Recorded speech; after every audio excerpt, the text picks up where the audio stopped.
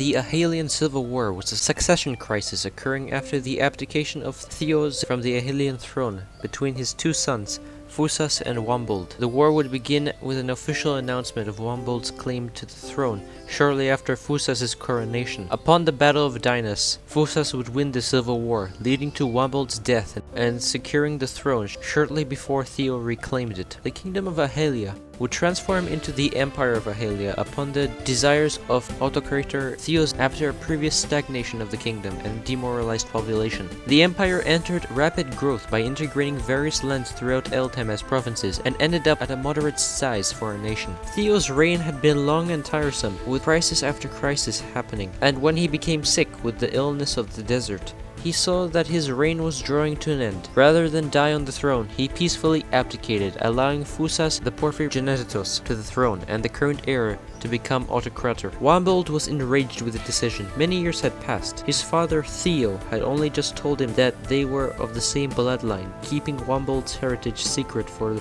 decades while he helped govern Ahalia. Wombold had worked tirelessly to grow the state and from his perspective sacrificed too much to not be the fitful ruler for Ahalia. He saw his brother as an incompetent ruler, only interested in blood and glory instead of maintaining the Ahalian prosperity that he had recently started. The day after Phusas' coronation, Wombold would speak to all that would listen.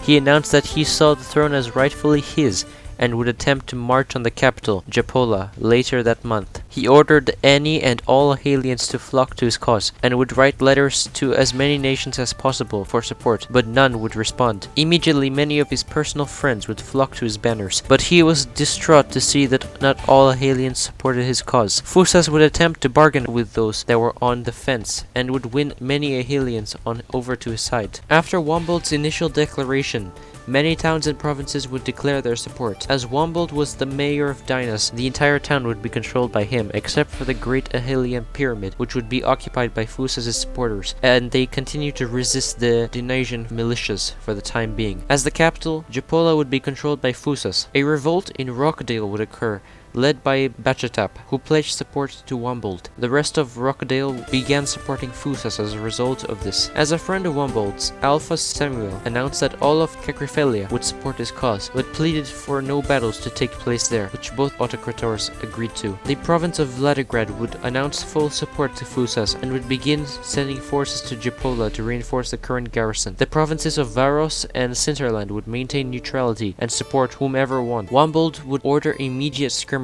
to take place on Phusas' territories, raiding what they could, but sparing all lives so as to not slay his Ahalian brothers. These raids would prove successful and destabilizing the supply lines for Phusas' forces, but otherwise were very limited in success. It was announced that a great battle would take place later that month, where the Dinasian militias would storm the Great Ahalian Pyramid, which houses the Ahalian government, and declare victory. Upon the dawn of the day of the battle, Wombold would amass a grouping of 9 of his followers, with 7 ready for combat.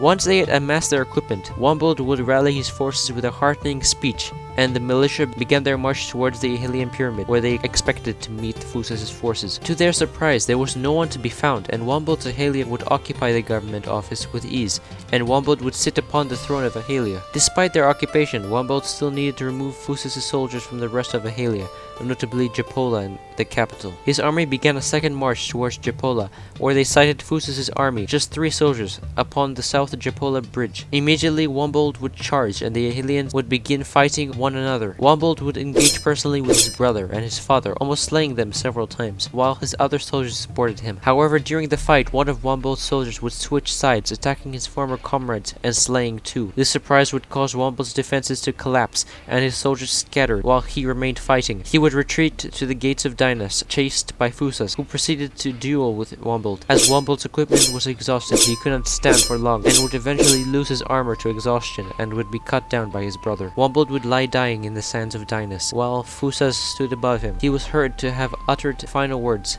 "My dream has died, and now so have I," before Phusas would deal a final blow. Seeing their leader dead, the remainder of his forces would retreat, leaving Theo as the sole claimant to the throne, with a decisive victory. Wombold's death would then bring an end to the Ahalian civil war. His troops would be pardoned by Theo, so as not to create further animosity between the Ahalians. For a time, Ahalia would remain at peace. However, the result of the civil war would set it down upon the path of the later Ahalian revolution, and eventually the Ahalian-Vulperian war, including the independence of Ahalia from Nova Stonia, unification with the Vulperian, and the resurrection of Wombold. Thanks for watching, and please subscribe. It's free and really helps out the channel. Thank you. Peace out and goodbye.